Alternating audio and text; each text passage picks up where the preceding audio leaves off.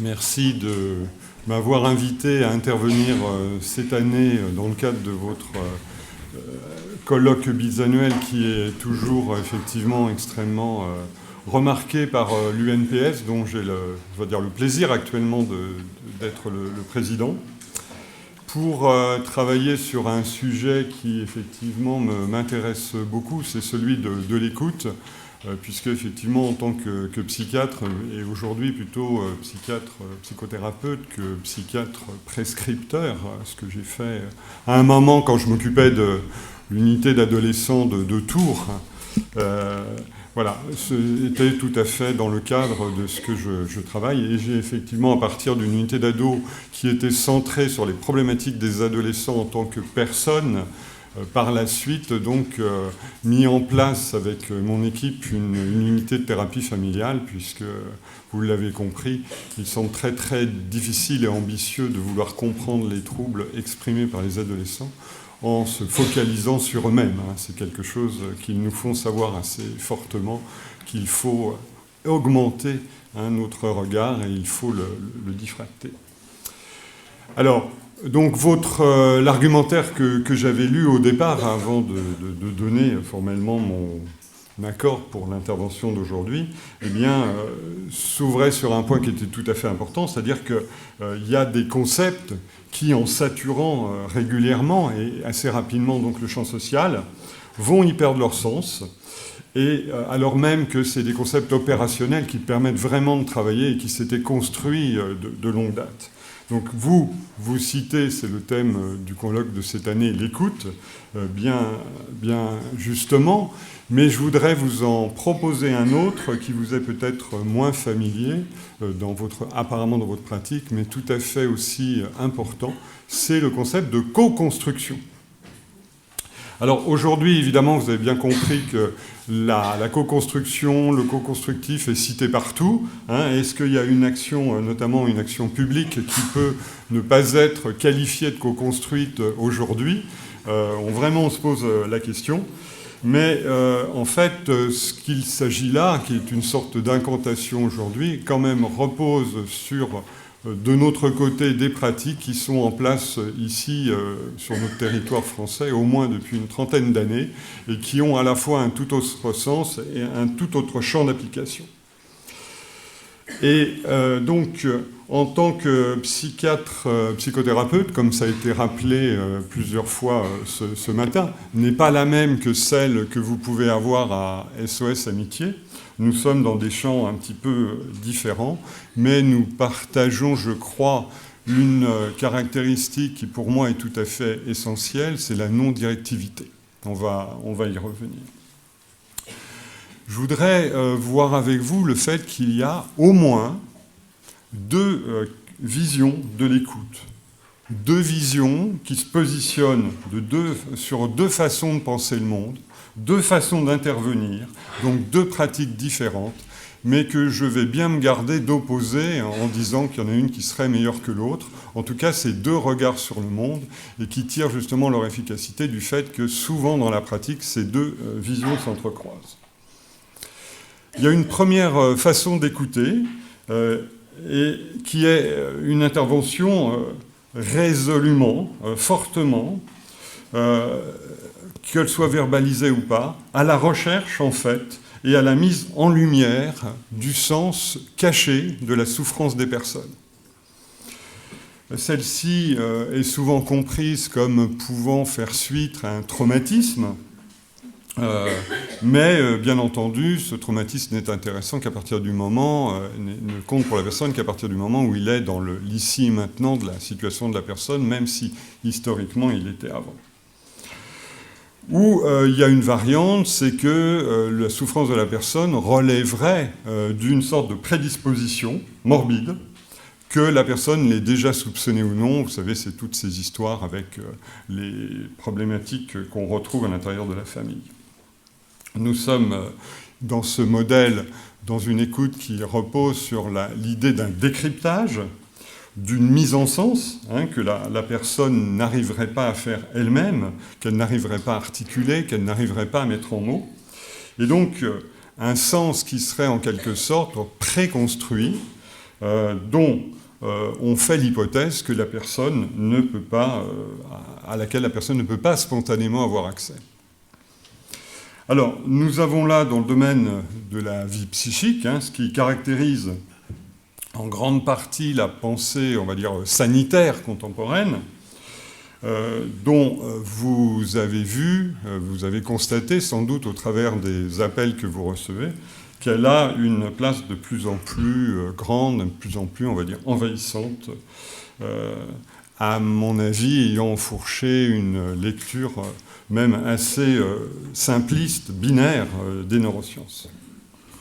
Donc c'est une pensée qui est a priori plutôt causale linéaire, c'est-à-dire qu'une cause entraîne dans ce modèle une conséquence, et par voie de fait, quand on a une situation donnée, on peut en inférer un certain nombre de causes. Donc ça, c'est une première modalité d'écoute, et vous en avez une deuxième qui est assez différente. C'est une pensée qui présuppose que le sens de ce qui va impacter donc l'existence du sujet va se construire au fil du discours. Dans l'ici et maintenant, dont on a pas mal parlé tout à l'heure, qui effectivement est quelque chose qui me semble tout à fait important. C'est ici et maintenant, notamment de la rencontre avec la personne, quand vous allez l'écouter. Alors, le sens ne préexiste pas, en général, et ici, le trouble allégué peut simplement relever d'un blocage progressif d'une situation au cours du temps, sans qu'il y ait eu de facteurs, en tout cas favorisants au départ. Et je reviendrai tout à l'heure sur ce qu'on peut appeler des processus émergents au cours de la vie, au cours du discours de la personne. Si les faits donc, qui ont abouti aux difficultés qui fait que cette personne se met en contact avec vous, se met en contact avec nous, sont bien réels, ça, personne ne dit le contraire, c'est par-delà la souffrance, c'est donc leur mise en sens qui n'est pas réalisée. Il reste au sujet à construire une signification à ce que personne ne comprend, on ne peut que constater, et nonobstant donc les tentatives qu'il a pu faire, lui, cette personne, et son entourage jusqu'à présent. En tout cas, ça le laisse perplexe sur sa situation et évidemment douloureux. Donc vous avez bien compris que mon point de vue sera assez clairement ancré plutôt dans cette seconde lecture du monde et très axé sur ce qui se joue dans l'ici et maintenant du développement de la relation. Et je vais tâcher de vous décrire tout ça au mieux afin de vous permettre de répondre peut-être à cette question, est-ce que cela peut impacter mon écoute dans le cadre de SOS Amitié ? Alors, le premier point que j'aimerais soumettre à votre discussion, c'est est-ce qu'on peut avoir une pratique que je vais nommer écologique de l'écoute ? Non pas pour faire là aussi au goût du jour, mais tout simplement parce que l'écologie, ce sont des écosystèmes, et les écosystèmes, c'est la systémie, et c'est une des branches de travail avec les familles qui n'est pas très très répandue en France encore, mais qui l'est quand même, et sur lequel je pense qu'il y a des aspects tout à fait intéressants, y compris pour vous. Alors, parce qu'en arrière-fond de ce que nous faisons tous, vous et moi, il y a toujours cette question en embuscade qui, comme Serge l'a dit, est une fausse question, de savoir si, effectivement, la qualité de l'écoute relève plutôt des compétences, des qualités, de ce que la personne a pu apprendre, qui est en face de la personne qui souffre et qui est donc l'écoutant ou le psychothérapeute, ou est-ce que ça repose plutôt sur la conviction de la personne à faire que les choses changent ? Est-ce qu'il vous apporte suffisamment de matériel pour que vous puissiez faire quelque chose de sa parole ? Donc, ou est-ce qu'en final, et c'est bien ça, est-ce que ça relève des deux, etc. Mais vous voyez qu'on est toujours dans une pensée en silo. Il y a les compétences d'un côté de certaines personnes, celles qui apportent leur souffrance, celles qui l'écoutent, et on est dans des mises en commun finales de la situation. Au cours de ma pratique, finalement, de plus en plus clairement, je me suis dit que finalement, ce qui compte, le principal facteur de réussite ou d'échec, bien sûr, de cette relation, eh bien, relève, et là vous allez voir qu'on est dans des notions qui sont assez semblables, dans notre capacité, à un moment donné, à abandonner ce que nous avons plus ou moins tous péniblement acquis, c'est-à-dire des savoirs, des savoir-faire, etc., de s'en débarrasser pendant quelque temps, d'essayer, mais là aussi, comme ça peut être fait d'autres façons, de demander à la personne essayer de se débarrasser et d'être le plus authentique possible, et de réussir à mettre en place dans le cadre de ces entretiens, dans les premiers entretiens surtout, c'est là où on se retrouve un peu, parce que vous, il n'y a pas normalement d'appel répétitif. Mais c'est vrai que si tout n'est pas joué lors de ce premier entretien, c'est quand même... Oui, je sais que vous en avez beaucoup et je vais y revenir. Mais dans ce premier entretien, il y a quand même des choses fondamentales qui se jouent, même si ce n'est pas définitif. Voilà. Donc c'est quand même sur ce premier entretien, d'essayer de construire alors quelque chose que moi je clarifierais plutôt d'état fusionnel, hein, où effectivement il y a une certaine indistinction entre les apports des personnes qui viennent vous voir, ça on le voit bien dans les familles, et puis les personnes qui sont là pour les recevoir, pour les entendre. Alors, comme on va avoir dans ces moments de fusion, effectivement, une certaine alchimie qui va se produire, et on va avoir des personnes qui vont sortir de cette situation de personnes d'abord souffrantes, hein, d'abord des gens marqués par leur souffrance, pour devenir progressivement des personnes à part entière, qui souffrent certes, mais qui sont d'abord des personnes à part entière. Alors, nos savoirs multiples continueront à exister en arrière-fond, c'est-à-dire que la personne donc, que vous écoutez ou le patient, quand on est plus dans un cadre médical, eux connaissent leur histoire, ils vont vous raconter un petit peu leur façon de lire et de comprendre leur histoire. Et puis, vous allez abandonner un petit peu les techniques que vous avez acquises au cours de vos études, de votre pratique. Et donc, tout ça va rester en arrière-plan et vous allez pouvoir quand même avoir des évocations qui reposent sur tout ce que vous avez soi-disant abandonné à ce moment-là. À propos de cette méthode de travail, quand assez tôt après qu'on avait mis en place le DU Médecine et Santé de l'adolescent, avec Daniel Marcelli, que peut-être certains d'entre vous connaissent, j'avais été assez intéressé par un petit mot de Daniel qui disait que le premier entretien avec l'adolescent était un temps qui devait faire salon et non pas entretien médical. Salon, discussion de salon, ça revient aussi à ce qui a été dit tout à l'heure sur le fait d'avoir un discours qui apparaît peu structuré, qui part un petit peu dans tous les sens, qui a des moments où effectivement on ne sait pas trop quoi en penser. Voilà. Mais cette idée-là, je ne vais pas forcément l'utiliser comme il le faisait, mais comme moyen, effectivement, plus clairement, de voir apparaître des éléments qui n'étaient pas dans la pensée de la personne auparavant, qui n'étaient pas évidemment dans la pensée de la personne qui reçoit, puisqu'elle découvre la situation.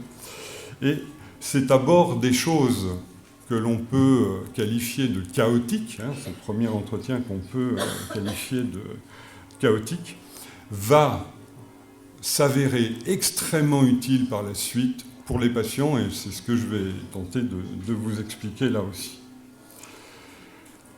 Et je vous en parlerai surtout dans la deuxième partie, quand je parlerai de l'aspect un peu, enfin de l'aspect traumatique hein, de cette intervention. Alors, cette façon de faire un salon permet d'éviter donc une trop forte formalisation des entretiens, laquelle conduit bien sûr à ne pas dévier du schéma qu'on a en tête sur la façon de mener les entretiens. Et ça va souvent nous amener à passer à côté d'éléments de vie importants qui jusqu'à présent n'ont jamais été explorés. et qui risque d'ailleurs de le rester très très longtemps, hein, si on a des façons de faire très... Et c'est un effet d'œillère, hein, qui est de plus en plus associé à cette façon protocolée qu'on a dans les services, hein, de faire les entretiens, hein, que vous connaissez peut-être, sur lequel je ne vais pas m'étendre aujourd'hui, mais en tout cas, je vous propose de vous en méfier. Alors, je vous pose maintenant cette question. Est-ce qu'on ne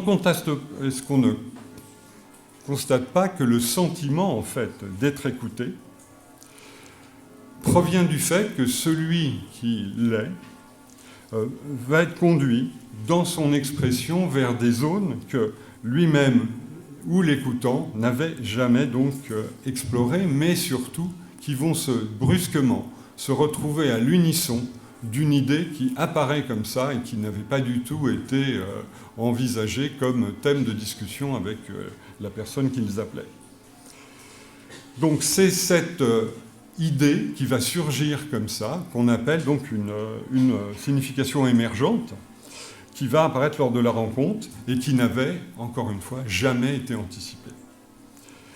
Vous allez peut-être me dire que dans cette modalité de travail chaotique, pas vous, hein, mais ça serait plutôt certains psychothérapeutes qui pourraient dire ça, est-ce qu'on ne va pas, notamment hospitalier, est-ce qu'on ne va pas passer à côté d'un élément important en ne regardant pas systématiquement tout ce qui peut exister?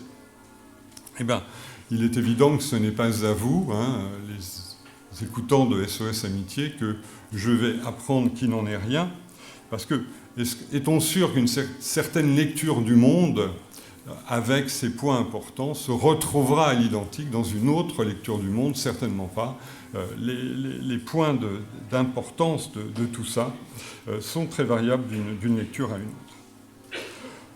Je vous propose donc de développer davantage maintenant les deux façons d'écouter que j'ai évoquées tout à l'heure. La vision du monde, ou du moins en fait de la souffrance de la personne, peut s'exercer donc de deux façons principales, et sans doute bien sûr de bien davantage, mais pour essayer de simplifier les choses, on va bipolariser. Dans un premier mode, il s'agira d'abord de chercher au plus près, comment on va dire, ce qui cloche, hein, ce qui ne va pas. Et dans ce domaine, c'est là où on va avoir une forte influence dans la pensée de la personne qui écoute, de tout ce qui peut être vulnérabilité biologique aux situations de vie, ou vulnérabilité aux situations de vie. Alors on va retrouver tout ce qui est de l'ordre des dépressions, des troubles déficitaires de l'attention, on va retrouver la question des hauts potentiels, des troubles dissociatifs de l'identité, etc., des neurosensibilités, des neuroatypicités. Vous voyez que la liste, en voulant faire des entités particulières de tout ça, la liste est rapidement assez longue, et avec une créativité qui ne semble pas devoir s'apaiser. Et donc, ce qu'on va rapidement convoquer ici, ce sont des événements de vie comme les traumatismes précoces, comme les burn-out, etc. Donc, ce que je voudrais vous faire remarquer, c'est que ce modèle, c'est un modèle qui est un modèle de la vérité. C'est-à-dire que les éléments sont vrais ou faux et méritent d'être vérifiés. C'est quelque chose qui crée dans la relation avec les patients le sentiment qu'il y a des choses qui ne sont pas dites ou qui ne sont pas dites comme elles auraient dû l'être, etc. Donc c'est une vision du monde qui a tendance à mettre un petit peu le doute dans la sincérité des échanges, en tout cas qui est susceptible de l'être. Et dans ce modèle de la pathologie sous-jacente, des troubles inscrits sous-jacents, eh bien, il y a bien sûr la nécessité de réparer. C'est pourquoi, alors j'ai tendance à qualifier cet abord des troubles et des difficultés, de la souffrance, par un terme un peu provocateur, mais pour bien montrer que c'est un modèle très particulier, je parle un petit peu de garagisme médical ou psychiatrique. Donc, après le diagnostic du dysfonctionnement, hein, qui fait partie de cet abord du monde, viendra celui du traitement des médicaments, donc des psychothérapies, du développement personnel, mais pas inscrites de la façon dont ça a été présenté avant, inscrites comme la réponse la plus adaptée à ça et non pas celle qui a été choisie par le perso. Juste une petite incidente par rapport à tout ça. Dans le dernier domaine, celui du développement moral, du développement personnel, pardon,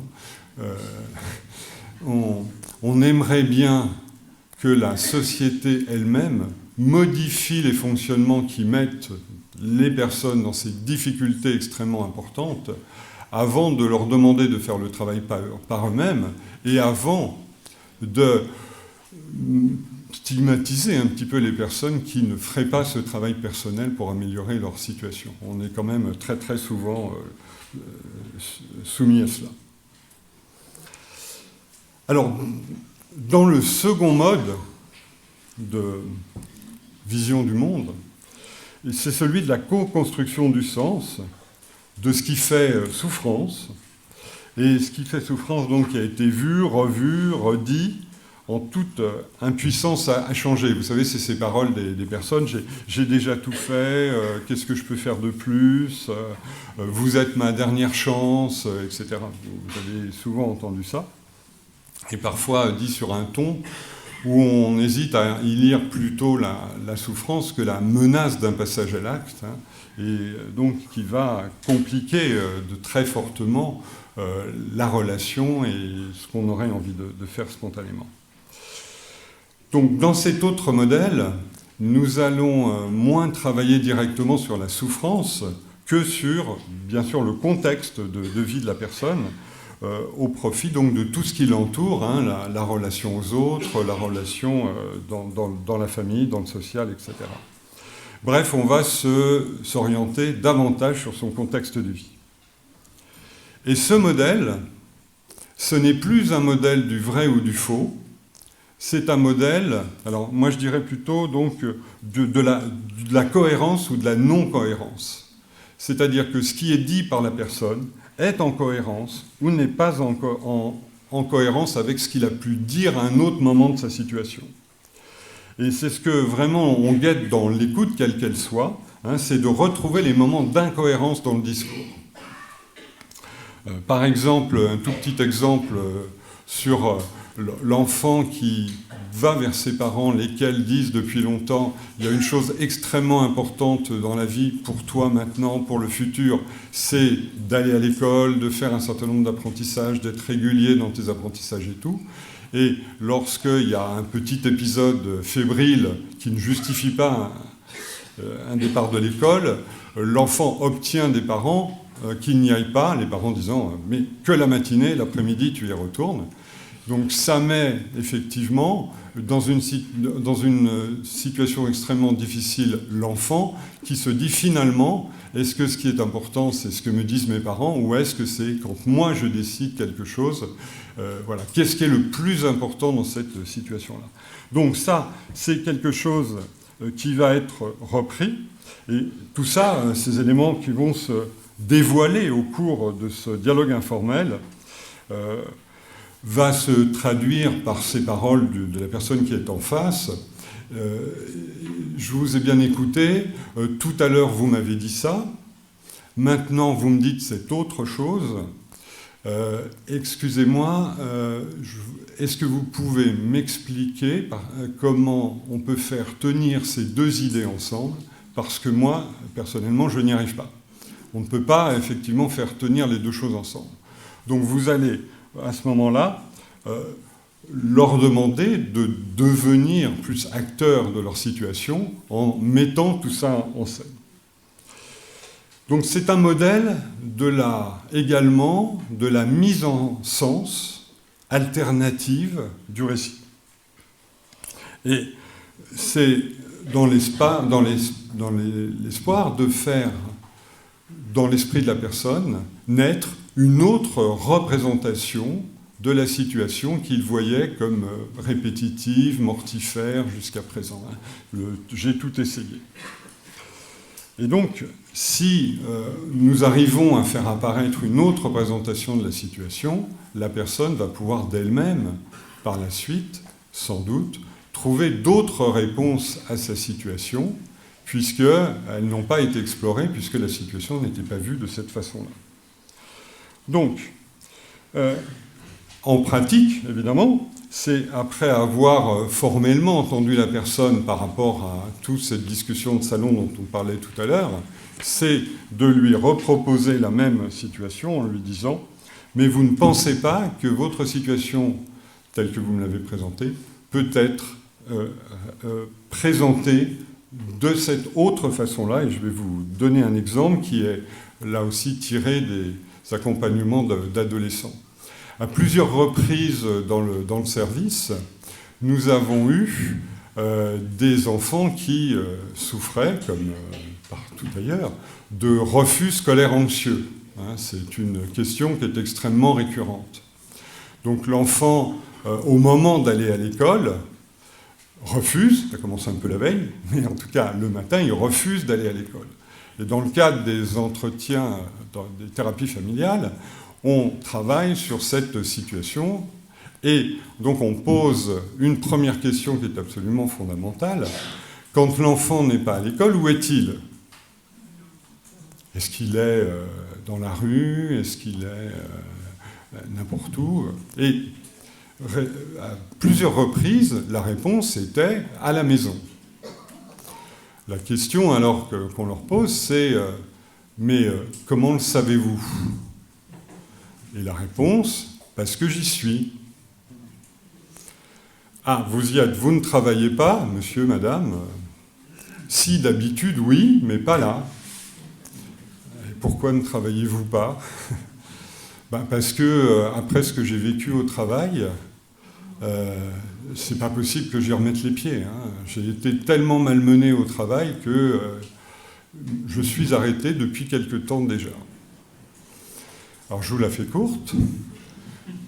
Au bout d'un moment, ayant bien vérifié un certain nombre de choses pour ne pas effectivement faire une réponse qui ne soit pas du tout en rapport avec finalement ce qui est possible comme lecture de la situation familiale, une lecture alternative, il m'est arrivé de dire aux familles « Vous avez, messieurs, dames, de la chance d'avoir cet adolescent chez vous. » Alors évidemment, la réponse est consternée. « Non mais attendez, docteur, comment vous pouvez me dire ça ? Je suis en burn-out. Mon enfant ne va plus à l'école et vous me dites que j'ai de la chance d'avoir un adolescent comme ça. » Eh bien oui, vous avez de la chance, parce que c'est vrai qu'on décrit plutôt les adolescents comme étant un peu revêches, un peu durs avec les parents. Et vous avez un adolescent qui est en mesure, qui est capable de sacrifier sa scolarité pour surveiller qu'il ne vous arrive rien d'extrêmement grave à la maison. Alors vous voyez, on a vérifié des trucs avant.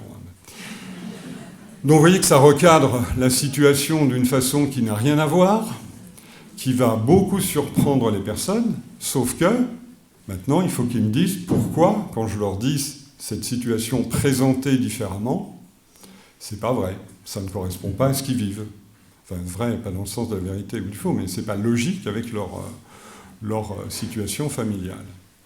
Et vous voyez d'ailleurs en passant qu'on va changer radicalement la situation de l'adolescent par rapport à ces troubles. D'enfants problématiques, on en fait un enfant qui finalement a un rôle tout à fait enviable d'aide dans le cadre de la famille. On n'a rien dit là-dessus, mais tout le monde le comprend bien. Et l'adolescent, comme on a le contrôle visuel sur tout ce qui se passe, on voit bien comment réagissent les parents, comment réagit l'adolescent, etc. à cette formulation. Donc, cette interprétation alternative qu'on propose est déstabilisante, évidemment. Mais là, c'est pour la bonne cause qu'on va les déstabiliser.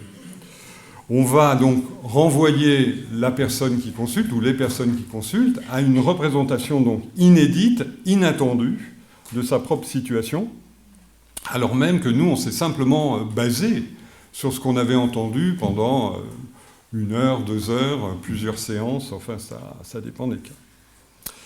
Et donc ce ne sera pas une création de la personne qui est en face, c'est juste un réaménagement de ce qu'il a entendu. Ce n'est pas une hypothèse fantaisiste qui est arrivée comme ça, parce que, effectivement, quand on les a entendus raconter l'histoire, on s'est dit « Ouh là là, cette mère, elle est très en danger, qui s'en occupe ?» Et puis, à un seul coup, on se dit « Bah, c'est l'ado. » Donc, alors, ce second modèle est très éloigné, vous le voyez, du modèle de la guidance, surtout chez les jeunes, hein, parce que la guidance, maintenant, il n'y a pas que chez les enfants et les adolescents. Déjà, c'est un modèle qui est un peu particulier, mais maintenant, c'est aussi chez les adultes, hein, que ça contamine aussi le champ des adultes. Alors, ce modèle inclut, je dirais, organiquement, les personnes qui s'adressent à nous. C'est-à-dire qu'ils passent de statut de personnes qui ont des problèmes, qui viennent consulter, dans le domaine des co-intervenants. Des co-intervenants. Quand j'ai dit tout à l'heure « expliquez-moi, je n'y comprends rien », vous avez bien compris que j'ai changé de rôle. C'est pas moi qui sais, je demande à la personne de me dire comment on doit comprendre la situation. Et à aucun moment... aucun moment, que ce soit vous, que ce soit nous, je pense qu'on ne doit s'autoriser à dire aux familles ou aux personnes si elles doivent faire ou pas faire. Si les personnes ne sont pas, sauf dans des cas particuliers, mais très particuliers, en tout cas marginaux, dans la grande majorité des cas, on doit mettre nos efforts à co-construire les réponses et à faire que ce soit les personnes qui soient mises en situation de les générer. Alors, un autre point maintenant, qui découle de tout ça, c'est que nous n'avons pas, dans ce modèle-là, de but, d'objectif défini par avance. Le seul objectif qu'on ait, c'est d'aller vers le fait que les gens se sentent beaucoup mieux après notre intervention qu'avant. Par exemple, ce terme générique de thérapie familiale, dont il a été aussi rappelé qu'il ne concerne pas que les familles, hein, c'est un terme générique. On peut le faire avec des adolescents placés, par exemple. En fait, cette situation de thérapie familiale laisse le champ libre pour pouvoir obtenir des réponses qui sont même tout à fait inattendues. En thérapie familiale, la bonne évolution d'une prise en charge n'est pas forcément la réconciliation de l'ensemble de la famille. C'est le fait que si la meilleure solution, c'est que la famille se sépare, elle se sépare. Ce ne sera pas du tout un échec de la thérapie familiale. Donc il n'y a pas du tout d'objectif précis. Ce n'est pas de faire que la famille revive ensemble, que tout le monde s'entende bien. Sûrement pas, sinon on se retrouve dans les problématiques qu'on a avec les ados.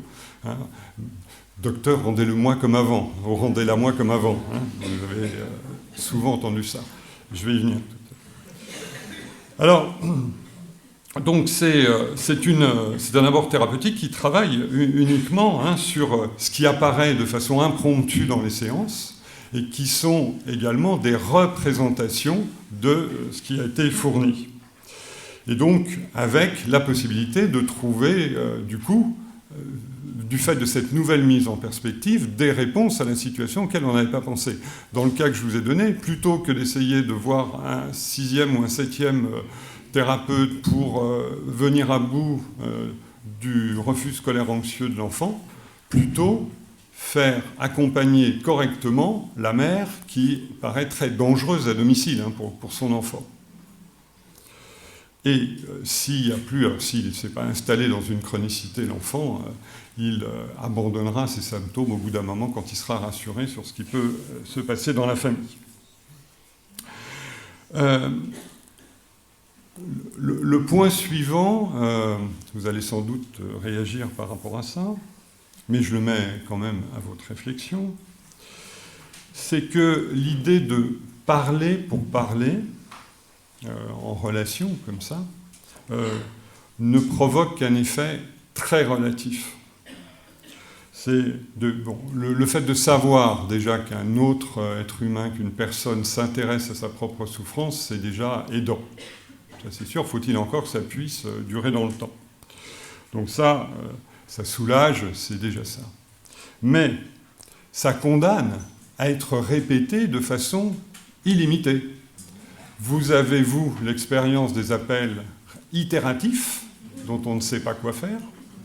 Nous avons, nous, l'expérience des consultations qui durent pendant des mois, des années, sans que finalement, très objectivement, il y ait vraiment un grand progrès dans l'objectif dont on a souvent oublié lequel il était. Donc, ou alors à l'abandon, soit des appels, soit des consultations, donc des perdus de vue. Pourquoi ? Parce que la situation à l'origine de la souffrance n'a pas été travaillée. L'écoute, même non thérapeutique, ne peut être, à mon avis, et vous me direz ce que vous en pensez, vécue comme aidante que si elle aboutit à une modification durable de la perception de la personne dans son environnement et si elle refonde ses appartenances avec les autres. Bon. Alors, ça c'est le premier point. Le deuxième point, c'est que je voudrais revenir sur la question du traumatisme. Parce que c'est assez fatigant, la culture dans notre société du traumatisme, des problèmes, etc. Vous allez me dire pourquoi vous avez intitulé ça comme ça. Ça n'apparaît pas sur le programme, mais je l'avais fait dans un programme qui était plus long. Donc je pense que là, on va parler d'un traumatisme qui aide à vivre. Tout d'abord, je voudrais attirer votre attention donc, sur le fait que des situations traumatiques, dans notre monde qui est très pathologisant, comme vous le savez, sont toujours vues comme problématiques, donc, comme indésirables. Or, je vous rappelle que si l'écoute et si la psychothérapie produisent des effets bénéfiques, c'est souvent parce qu'il y a une action traumatique de la parole qui s'est exercée. Vous vous en rendez peut-être pas compte, mais il y a une action traumatique de la parole qui s'est bel et bien exercée. Elle revêt également, comme les autres, un aspect brutal, très dérangeant pour la personne, mais au moins, cette fois-ci, c'est un aspect traumatique, brutal, désirable. Vous savez que l'être humain, on en a aussi parlé depuis le début de cette rencontre, a horreur du changement, c'est très compliqué. C'est très très compliqué. Alors évidemment, quand les situations ne sont pas trop difficiles, on peut parfaitement comprendre qu'il n'ait pas envie de changer, et il n'y a pas forcément besoin de le faire. Mais ce qui est curieux, c'est que même quand les personnes sont très mal dans leur situation, il n'est pas du tout évident de les faire changer. Et d'ailleurs, une de nos plus grandes difficultés en psychothérapie, c'est de faire bouger les gens, c'est pas de les faire partir dans tous les sens de façon incontrôlée. Le pouvoir d'homéostasie, de rester dans les mêmes fonctionnements chez l'être humain est extrêmement, enfin en tout cas dans notre culture, est extrêmement marqué. Donc, eh bien, voilà. Donc, ce changement est très difficile. Et pourquoi ? Parce qu'on sait même quand on ne va pas bien, on sait ce qu'on perd, mais on n'est jamais sûr, comme vous le savez, de ce qu'on va trouver par la suite. Donc, il vaut mieux peut-être rester dans ces situations-là. Donc, s'il n'y a pas quelque chose d'autre qui va les pousser à sortir de cet état, eh bien, ils vont rester là aussi dans des fonctionnements répétitifs, mortifères, très, très difficiles à supporter pendant longtemps. Donc, ce qu'il conviendrait d'effectuer dans ces périodes particulièrement difficiles, en tout cas hors du quotidien, que ce soit la survenue de l'adolescence dans la famille, par exemple, ça peut être un déménagement, ça peut être un décès, ça peut être une perte d'emploi, par exemple, enfin, des choses qui vont radicalement, normalement changer la vie des gens. Eh bien, ce qu'il faut faire, c'est un changement de nature, c'est-à-dire un changement qualitatif, c'est-à-dire une autre organisation, alors mentale, familiale, autre, et non pas des mécanismes d'adaptation quantitative quand on le fait. Vous voyez, par exemple, la différence entre les enfants et les adolescents, c'est que pendant l'enfance, c'est surtout des adaptations quantitatives. On leur donne des choses en plus, en moins, etc. Mais on ne change pas radicalement les systèmes organisationnels, alors qu'à l'adolescence, c'est un autre type d'aménagement qu'il faut faire. Et c'est pour ça qu'il y a beaucoup de troubles psy qui se dévoilent au moment de l'adolescence. Ce n'est pas simplement les effets biologiques de la puberté. Donc, et si cette amélioration, si ce changement d'organisation ne vient pas rapidement, comme on est en plus dans une situation intermédiaire très anxiogène, les gens vont avoir très vite l'envie de revenir aux situations avant et vont rester dans un entre-deux extrêmement difficile à vivre. Donc pour être efficaces, nos interventions doivent les aider à passer d'une rive à une autre. Et c'est ça aussi que je vous mets à votre réflexion. Est-ce que ce modèle est utile et compatible avec votre vision de l'écoute, donc à SOS Amitié? Donc dans l'écoute, notamment psychothérapeutique, ce n'est qu'une prise brutale, de conscience brutale d'une signification nouvelle, inconnue auparavant, qui va pouvoir mobiliser la personne et l'empêcher et lui éviter d'être dans cette période transitoire de non-lieu extrêmement difficile à vivre. Et comment ça va s'exprimer? C'est souvent, alors ça peut être de façon différente, mais souvent c'est « Oh, je n'avais jamais vu ça comme ça ». Donc il y a quelque chose qui, là, est tout à fait utile, tout à fait désirable, là aussi, pour la personne. Pourquoi c'est absolument indispensable d'arriver là pour essayer de faire bouger les situations? Parce que ce sont des situations anti-retour, ce sont des interprétations des actions, des paroles qui ont une fonction anti-retour. C'est-à-dire qu'une fois que la personne aura entendu ça, elle ne pourra plus jamais l'oublier. Donc elle ne pourra plus revenir dans l'étape intérieure où elle vivait sans cette réinterprétation de la situation qui la met en difficulté. Alors, cette reformulation, c'est donc ça que je voudrais vous faire remarquer, parce que je pense que ce n'est pas ça que vous avez à l'esprit d'habitude. Eh bien, ça a exactement la même forme qu'un traumatisme. Je reprécise un petit peu les choses.